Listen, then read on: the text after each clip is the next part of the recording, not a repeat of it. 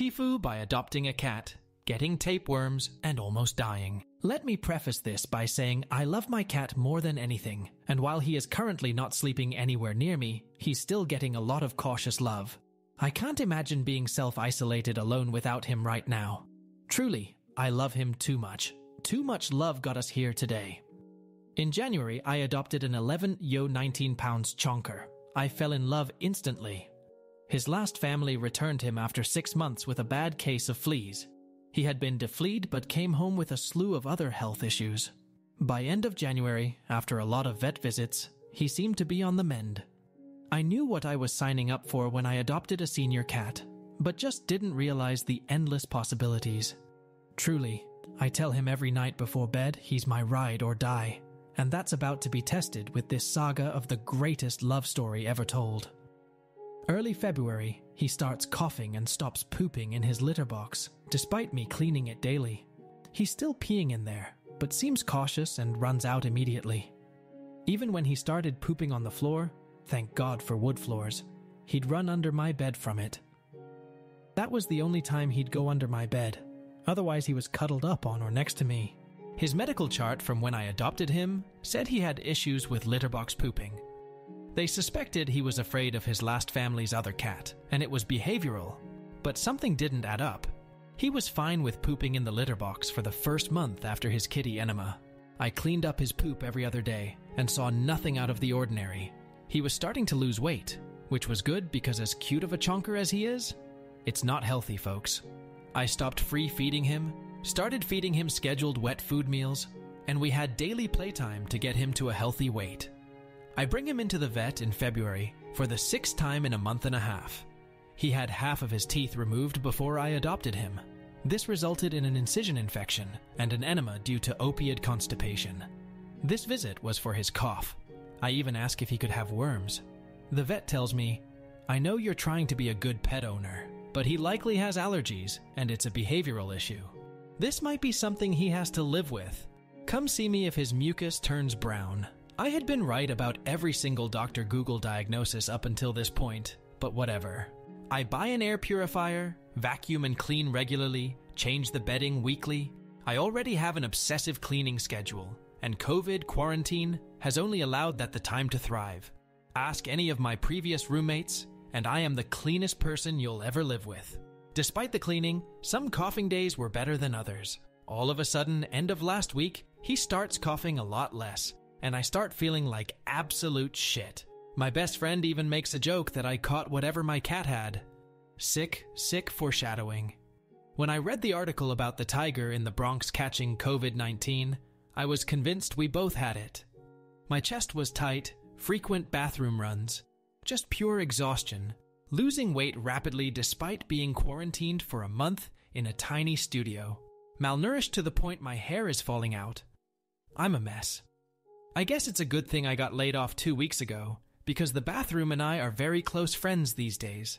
I wake up Monday morning to the pungent smell of my cat's usual poop surprise on the wood floor. He's such a kind cat to poop where it's easy cleanup. That's when I see them. Worms crawling around everywhere. I'm gagging, take a little sample for the vet, and flush the rest. I Dr. Google the shit out of it, and it is for sure tapeworms. Then I read about the eggs. Let me remind you, I change my sheets and wash my duvet cover weekly. I make my bed the second I get out of it, and even vacuum my duvet cover. I run to inspect my bed. There are eggs everywhere. Little rice demons of hell that have been dropping from my poor cat's bum for 3 months. I'm dry heaving at this point. I live in an old studio apartment, and my bed is against a brick wall, so I get little grout crumble patches that I have to vacuum up pretty regularly. I remember feeling little patches of what I assumed one night was grout in my sheets, but fell asleep wine drunk and ignored it. When I tell you they were everywhere, I mean they were everywhere. My pillow, under my pillow, my cat and I fall asleep cuddling every night. Again, I love this cat too damn much. I call the vet, and it is undoubtedly tapeworm. We suspect he's had it since I adopted him. His prescription gets to me within a few hours. I also get flea medication and spray. I check him for flea dirt regularly, and hadn't seen anything, but better to be cautious. I bag all of my bedding, throw out half of what I own, vacuum every inch of this place for an hour. I'm on the fucking floor with my flashlight and find a dead tapeworm under my couch, Swiffer, disinfect my couch, flip my mattress, like total mental breakdown. I give him his medication, and his cough stops instantly. He hasn't coughed once since Monday. This has been one of my childhood phobias since I read that urban legend about the guy who starved himself, then put a burger patty on his tongue and lured the tapeworm out until he could grab it from his mouth. I'm thinking about this story after giving my cat his meds when holy moly diarrhea. I look in the toilet bowl to 3 long strings floating on the sides that normally I would have flushed to sewage heaven without second thought, but they are undoubtedly tapeworms. My grown ass calls my mom and sobs while still sitting on the toilet in all of my wormy glory. I call and embarrassingly show the doctor. Doctor undoubtedly tells me I too have tapeworm and writes me a prescription. He asks me if I want just tapeworm or a full deworming. I'm like, WTF does that mean? He's like, you'd be surprised how many parasites are living in you regularly. Just wait and see what you're about to poop out. I honestly just want to die at this point. My cat and I are prescribed the same medication, obviously just different doses and different price tags. His was $13 for 2 doses. Mine, $130 for 1 dose, 2 pills. That's with my last month of insurance from my previous employer. I immediately receive a text that my prescription is on back order because of COVID. I'm trying to fall asleep that night on my couch without any blankets. When would you fucking guess it? My heat stops working. So now I'm just shivering on a small ass couch, knowing there's worms crawling around inside of me and eggs everywhere. I don't sleep. I call the pharmacy when they open in tears, asking when my meds are going to get there. Lucky me, they had just arrived. He asks me, "Did you know your prescription is $130? I'm like, no, I've never had tapeworm, but I guess the price is irrelevant. We both nervously laugh. I also haven't had an in-person human interaction in a month because I've been self-isolating alone and laid off due to COVID, so this is trying on so many levels. I ordered delivery for a big-ass meal from my favorite restaurant because 1. I have no appetite because the thought of feeding the worms makes me want to die, and I was hoping ordering from my favorite restaurant would entice me to eat. 2. Medication has to be taken with food. 3. I realize this is the last day the calories don't matter. Might as well enjoy it. I pick up my prescription, light a candle, call my best friend, we have a little virtual funeral for my worms, and try to make light of the situation. I play the song I want played at my funeral. Hamburg song by Keen, it's beautiful. But it just keeps getting worse, y'all. My best friend hesitantly tells me he was telling his physical therapist about my worm saga. She recommended buying clove oil and rubbing it on my pink starfish. I'm like, why? Apparently worms like to bite your butt on the way out, and clove oil prevents that. I hate everything at this moment. It's like the different levels of hell. I take the pills and am reading the prescription pamphlet. It notes that you'll experience random aches and pains while the worms are dying. Let me tell you, I felt every fucking worm dying as I lay blanketless on my couch in the fetal position. All of a sudden, I'm thinking about the worms and I can't breathe. My throat is kind of itchy, and I'm thinking there are worms dying in my tonsils at this point, or I got COVID at the pharmacy. I'm laying there in the fetal position, telling myself it's just a panic attack. My cat decides to go pee at 2 a.m., jumps out startled, trailing pee all over the apartment. I know the medication says limit your alcoholic beverages, but I say fuck it and make a drink. I clean the pee and finally fall asleep for about 3 hours. I wake up bright and early to the smell of cat poop. Still half asleep, I searched his normal spots and couldn't find any poops. He left it in the tub for me. A new spot. Thanks, cat. Easy cleanup and no worms. I take it as a win. I flush it down the toilet, bleach the tub, and obsessively wash my hands. Let me tell you, my hands are bleeding from the amount of times I wash them between COVID and Wormageddon. I look at myself in the mirror while scrubbing my raw hands and holy shit. My face is swollen to the point I'm still surprised I can see out of my eyes. My tongue is flopping all over the place. I am having a severe allergic reaction to the tapeworm medication. That panic attack while falling asleep was actually an allergic reaction. I immediately video chat my doctor. He tells me to go get Benadryl immediately and writes me a steroid prescription. I get a call from their finance department on the brief walk to the pharmacy. $140 for that 5-minute virtual visit. I try to dispute the charge. She can't do anything. I just flat out ask her, "Can I just tell you about my shitty life then, for $140? We talk for 5 minutes about how much my life sucks, and she agrees. She was very nice about it, but still $140. She basically tells me that if I had waited a month to get tapeworm and almost die from the medication, the virtual visit would have been cheaper without insurance. Fucking love it and American healthcare.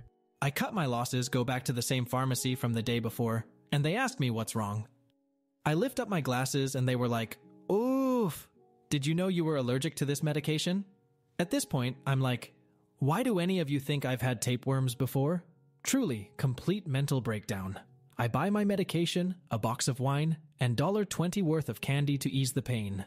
So folks, here I am. Unemployed and alone during a pandemic, clenching my butt like never before, still haven't pooped because I'm terrified of worm kisses on the way out, face still swollen shut, but I'm breathing fine. My cat is a new cat, so for that, I am grateful. I am 100% sure I will have PTSD from this experience. It is going to be a long time before my cat and I snuggle regularly again, but I know we'll get there, and I still love him. Adopt senior pets regardless of this story, because 1010 would still get worms again for him. Wormageddon 2020 will not soon be forgotten. Update 2. The first thing my mom told me at the beginning of this nightmare was, "Do not tell people you have tapeworms." So naturally I decide I just had to tell the world. Friends would be checking in before the post and be like, "Hey, how are you holding up with unemployment?" And I'd be like, "Oh, pretty bored. Tiger King was entertaining, but just okay." Word vomit. My cat and I have tapeworms. Honestly, it's a problem. I called my mom today and prefaced it with, "Mom, I might have messed up." Explained what Reddit is, sent her the link, and waited to die of disappointment as she read it. When she called me back after reading it, she reminded me that my grammar was awful, per usual, but she always did love reading my writing growing up. English majors, am I right? So thank you to every single one of you. The good comments, the not so nice comments, yeah, I read those too, the parasitic comments. My body is full of love and worms, and while I can laugh with the world about this, I read a lot of similar tragic stories of various parasites, and it's not fun. But for the updates, and to address a few things. A surprising amount of people wanted an update about my poop, so last night I didn't sleep. Part because I was bloated and felt wiggles, part because I was having too much fun reading everyone's comments. It was nice to focus on something other than the intestine slitherings. After a few sits on the wiggle throne this morning, I gave up. My best friend and I were reading through the comments when he woke up, and we dubbed this the $1 million poop. Honestly, I had such a mental block about what was going to be expelled from deep inside, but your kind comments and me vocally reassuring myself that this was the $1 million poop helped me push through that barrier. So many people wanted to know, and I couldn't fail you guys. Also, today was the best day ever because Taco Bell didn't deliver to my area previously. I had sold my car to afford the move here last year, and I check about weekly to see if there is any chance of a shredded chicken quesadilla in my future. The karma gods have blessed me with Taco Bell delivery today. Karma is real, prove me wrong. I order $30 worth of Taco Bell and it is time. I went through all of the different stages of poop throughout the day. First round, little nuggets. Second round, long snake. Third round, diarrhea. Fourth round, ghost poops. I know there is more coming tonight and still fear the buried bits, but I squat with courage tonight. There were distinguishable worm bits. Most actually get digested during the extermination apparently. But it was not the wiggling blob I imagined in my worst nightmares. Nothing appeared to be alive and nibbling my hole during departure, so this day was rather pleasant. Honestly, had I not known about the freeloaders, I probably wouldn't have realized they were worms. Rest easy tonight, friends. Also to the Uber Eats driver, who kept my sugar-free Baja Blast, most likely by accident it happens. You've earned it. And I genuinely hope you enjoyed it, and are staying healthy. I hate myself for posting this solely because so many people noted they were afraid to touch their pets or adopt one. Stop that. Seriously, stop.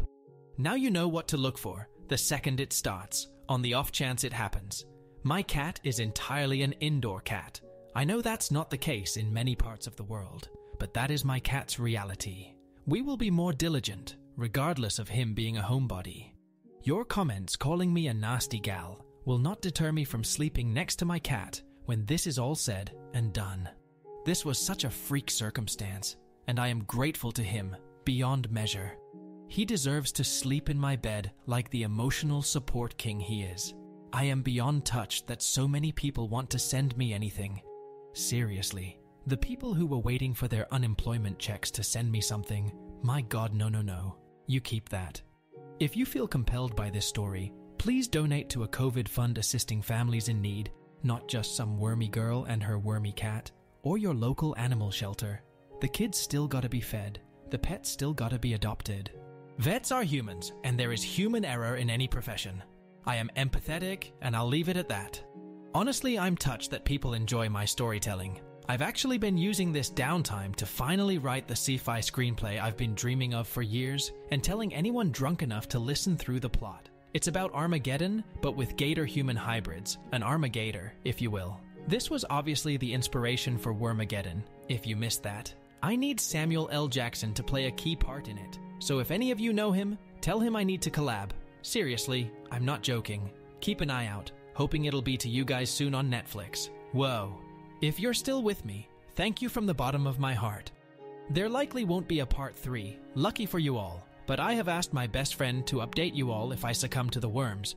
Also, major shout out to him. Couldn't have gotten through Wormageddon and quarantine without your long-distance love and laughs and talking me down while I give worm birth. I hope everyone has a friend like this during this time. The human friend, not the worm one. Goosey Goo and I wish you all nothing but the best. Stay healthy, be sweet, and that rice in your bed isn't rice.